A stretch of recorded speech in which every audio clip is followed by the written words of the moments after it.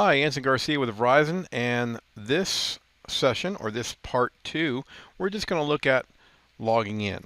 How do we get the application on our iPad? How do we log in? What's going on there? So let's get started.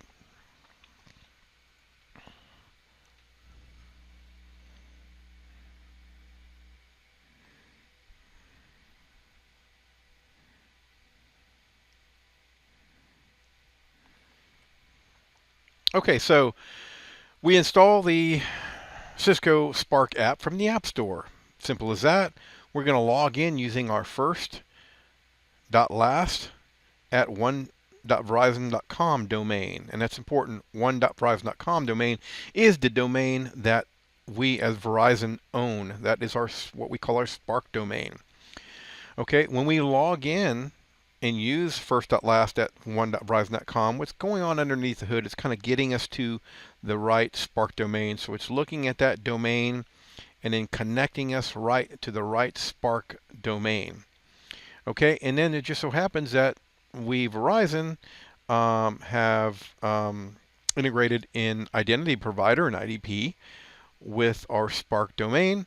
And so what happens is we get thrown over to a web portal, and that web portal then asks for our AD credentials to receive a claim, what's called a claim in IDP, and then that claim is then transported or given to the cloud application, which is this in this instance it's Spark, and then we're let into the Spark application. So let's see how that looks on an iPad.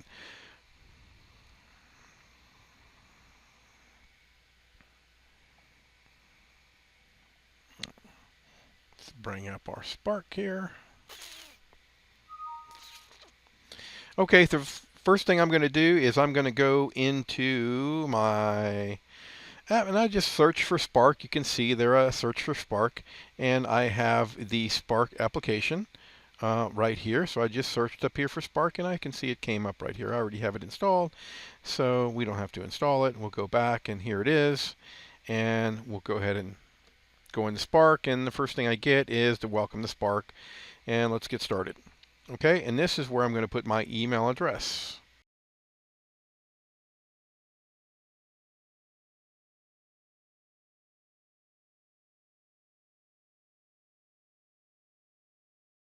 And right there, I'm going to click on next, and this is what's going on in the background. Oh, it asked me if that's correct. Yeah, I'll confirm that. What's going on in the background is I'm being redirected to an IDP, our IDP. And then here it is. I say agree. I got to agree to this terms and conditions here. And then I log in.